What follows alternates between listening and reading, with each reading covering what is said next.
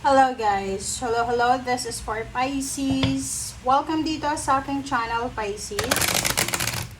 Alamin natin kung anong messages, vibration, gabay energy para sa lahat ng Pisces. Okay, Pisces, welcome. Okay, so let's check.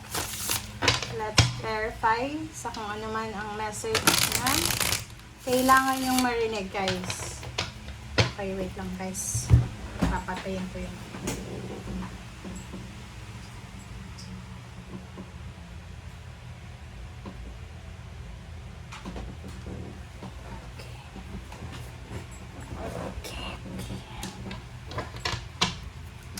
Okay, so sa mga bago kong subscribers, welcome guys. Welcome. Sa mga dati kong subscribers dyan na nandito pa rin, maraming salamat and everyday welcome kayo dito guys. Thank you sa suporta. Maraming salamat sa inyo guys. Kahit ilang beses akong nag-stop until bumalik ako, andyan pa rin kayo. So, kahit pasulpot-sulpot lang tayo, still nandito pa rin kayo. So, thank you. Sa mga nagko-comment dyan, appreciated your comment. So, huwag kayong titigil na mag-comment para ramdam ko na naandyan kayo. Okay? Okay. So, this is Pisces. This is timeless. So, kung kailan man ito dumating or pwedeng nangyari na, mag-comment ka. Okay. Pisces. Wow. Okay. So, kung makikita mo Pisces, tingnan mo, dalawa yung message dito. This is 42, 6, this is number 4. If you will add up, 10. Diba? 10 yung dalawang barahan na to. Sa nakikita ko sa'yo dito, Pisces, merong iba sa inyo, hindi naman lahat. Merong iba sa inyo dyan na siguro marami kang hinihintay na opportunities. Meron kang minamanifest. Meron ka talagang gustong-gusto. Simula nung bata ka pa or simula nung wala ka pang alam sa mundo. Diba? Like yung halimbawa high school tayo, elementary. Yung marami tayong mga naiisip na gawin, ganyan. Sa nakikita ko sa'yo dito, meron ka talaga na gustong gawin. Okay? So, kung halimbawa sa inyo, okay, you are comparing, for example lang ha, if you're comparing yourself sa mga kaklase mo dati ng high school, ng elementary, ng college kayo, or you're comparing yourself with your relatives na like mayaman na sila, or marami na silang mga pera, parang gano'n. So, sa nakikita ko sa'yo dito ka makakapag-resonate. Kasi ang taong ito is, masyado siyang nagpapanik. Ang taong ito ay, kung makikita mo, medyo may uban na siya, 'di ba? So parang siguro napaka hardworking niya. Sobrang hardworking siya. Marami siyang mga obligations before, like marami siyang ginawa. Like tinulungan niya yung mga taong inuna niya yung kailangan ng mga tao bago yung sarili niya. Kumbaga, hinabol niya talaga yon. Kumbaga, naging selfless ang taong ito. Hindi siya selfless. So, tumanda na lang siya or nagkaedad na lang siya na hindi niya natutupad yung mga pangarap niya talaga. And maybe, yung iba sa inyo dito, kung kayo ay makaka-resonate dito, is may isip nyo na, ako yan eh. Kasi inuna mo yung kapatid mo, yung magulang mo, yung pangailangan ng magulang mo, naging breadwinner ka, and hinuli mo yung sarili mo. Pwedeng single ka ngayon, pero may edad ka na, so single na matandang dalaga, matandang binata, so parang feeling mo late na. 'Di ba? Parang ngayon na siguro you're free na, wala ka ng obligations, pero late na. Parang feeling mo, ay, matanda na ako, wala na. So, hindi na ako pwedeng mag-asawa, hindi na ako pwedeng maghanap ng trabaho, hindi na ako pwedeng ganito, ganyan, hindi na ako pwedeng mag-travel, parang ganun. So, ito yung feeling nyo. Ito yung feeling ng iba. So, yun yung isa na possible na maramdaman ng iba na parang feeling nyo depressed kayo, parang feeling nyo, ina-anxiety kayo, hindi kayo makatulog sa gabi kasi ang dami-dami yung regrets sa buhay na sana ginawa nyo ito nung bata pa kayo. Yung iba sa inyo dyan, yung hindi nakakapag-travel, hindi nakakapagbakasyon, hindi nakakapag-spend time sa family talaga kasi hardworking, busy sa trabaho, busy sa kung anong ginagawa. So, kung bata ka pa ngayon, para maiwasan mo to Pisces, para maiwasan mo yung pagsisisi, kung kailan ka matanda na, nako, alam mo ba, may kasabihan tayo na hindi nyo hawak ang buhay nyo. Okay, para saan yung pagtatrabaho nyo kung hindi nyo naman na-enjoy yung buhay nyo, 'di ba? Kaya nga tayo nag-work hard para ma-enjoy natin yung buhay natin. So, sabi ng bara sa'yo dito, hindi pa huli ang lahat. It's not too late para mag-travel. It's not too late para mag-invest. It's not too late para magmahal. It's not too late para magpaganda, magpagwapo, magpa-opera ka kung ano gusto mo ng magandang ilong or whatever man. 'Di ba? So, eto siya. Okay, so wag mong i-pressure yung sarili mo, Pisces. Like for example, nape-pressure ka kasi marami kang gustong gawin pero hindi mo magawa. No, wala sa edad yan. Ang love life, wala yan sa edad. Nasa mga judgmental lang yung na tao. Okay, so kung feeling mo in love ka, bakit? Bakit ba? Karapatan mong magmahal ka. Sabihin natin 60 ka na, 70, bakit? Hawak ba nila yung puso mo? Di ba ikaw lang? So yun, just enjoy the moment. Enjoy your now. Okay? Okay.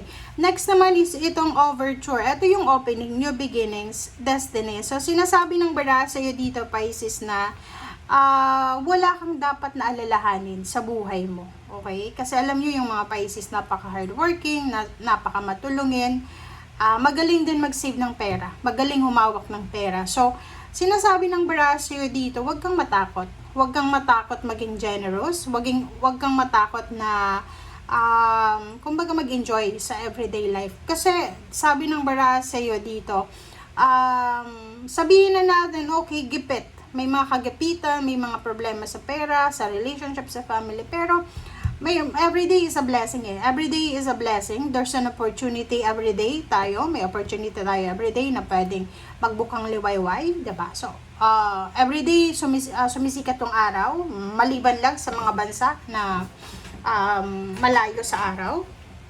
So, ang sabi ng bara sa'yo, alam nyo yung pagsikat ng araw everyday, ang simbolo niyan is we need to wake up. Kailangan natin bumangon, lumaban sa buhay.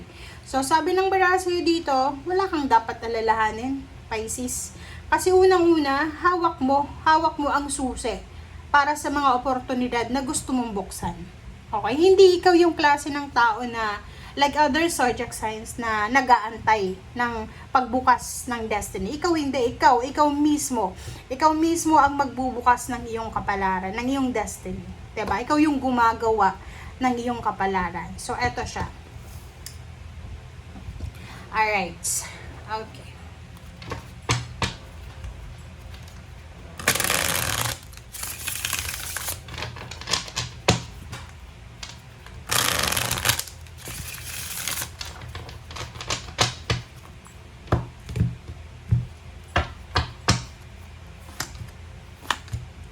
Okay, Pisces.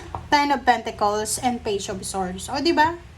Sinasabi ko sa iyo wala kang dapat na alalahanin para sa iyong future. Kasi dito sinasabi ng barahan na in the near future. Okay, malapit na siya. Or ginagawa mo na siya sa ngayon. Dito, this is good news. There's a good news coming para sa iyo. Unexpected or expected news na pwedeng magdala sa iyo ng kaperahan. This is lump sum of money, investment, business collaboration, contract signing. This is a cash lump sum. Victorious ka. Pwedeng salary increase, higher position, inheritance. So, ang dami-daming possibilities dito about money. Okay? Okay, next is the Sun and Ace of Pentacles. So, ganun din. Ang sabi ng Barasio dito na isang, yun nga, overture, isang pagbubukas, isang magbubukas na opportunity, financial opportunity, ang magdadala sa iyo ng sobrang peace, harmony, stability, abundance, and freedom sa pera. 'Di ba? Congratulations. So, sabi ng baraha, kung may mga trabaho kayo sa ngayon, kung may naiisip kayong business na buksan nyo na yan kasi eto yung magdadala sa inyo ng sobra-sobrang kaperahan maliban sa ginagawa nyong trabaho sa ngayon. Okay? And next ay page of one. So, this is your future. So, eto yung prediction mo for the future. So, tingnan mo na. Yung first 5 cards mo. Diba? Sabi sa page of wands na there's a future prediction about the incoming finances. Parang uulan ng pera sa buhay mo, Pisces.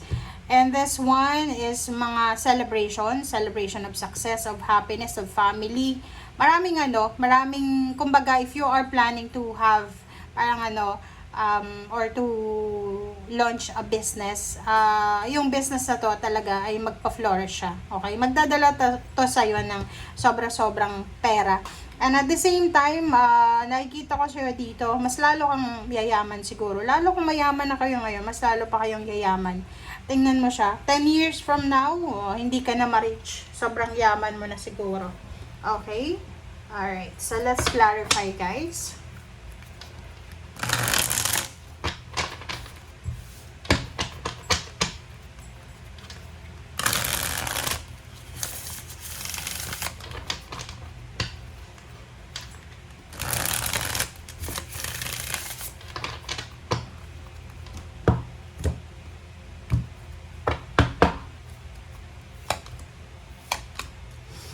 Okay. So, Wheel of Fortune and Six of Cups. So, dito guys, sinasabi na you're moving on from your past. Kasi Wheel of Fortune and Six of Cups is contradicting siya sa bawat isa. Ang barahan na yan is, this one is your past and this is your future. So, sinasabi ng baraha sa'yo dito, Pisces, na financially, emotionally, psychologically, or whatever man na area sa buhay mo, kailangan mo nang mag-move on. Okay, sa mga limited belief nyo. Dito sinasabi ng Wheel of Fortune na may magsisimula sa buhay mo. Iikot ang Wheel of Fortune. Yun nga sabi ko, diba, kakasabi ko lang na kung mayaman ka na, mas lalo ka pang yayaman. Kung swerte ka na, mas lalo ka pang siswertahin. Okay, so you're moving on, you're releasing yourself from your past na hindi maganda. This is job. Oh, diba? Ang galing. Sa mga iba dyan na Pisces na like you're waiting for the promotion, there's a good karma para sa'yo sa pagiging hardworking mo. If you're a hardworking Pisces, talagang appreciated ka. Appreciated ka ng companies, appreciated ka ng mga higher ups, appreciated ka ng mga katrabaho mo. Kumbaga, sa nakikita ko sa'yo dito, yun, maybe there's a contract signing, there's a collaboration, teamwork, parang ganon. There's a recognition, awards, rewards, promotion, additional payments, bonuses, public recognition, and job well done. Congratulations. Yun yung nakikita ko sa'yo dito. Paki-screenshot guys, mga Pisces. Pag in-screenshot nyo guys, or pwede nyo ipaprint, ilagay nyo sa wall nyo as manifestation to. Kasi tingnan mo, diba? Ang ganda, puro positive yung nakikita natin. Puro positive, puro kaperahan. Kasi dito sinasabi, you're moving out from your past. Okay? Paalis ka na sa past mo. And going ka na doon sa kung ano yung ginagawa mo sa ngayon. Kaya nga, diba? Pero kung ano man itong blessings na darating sa'yo, kung ano man itong pagpapala, deserve mo naman yan kasi napaka-hardworking mo. Tingnan mo yung King of Wands. Diba? Napaka-hardworking mo. So, syempre, ano ba yung kapalit ng hard work? Syempre, victory, success. 'Di ba? Ganun lang 'yun. And there's a good karma coming para sa iyo. 'Di ba? So, walang masasayang sa lahat ng mga kabutihan na ginagawa nyo kasi there's a karma. 'Yun ang isipin mo. Okay? Thank you. Bye!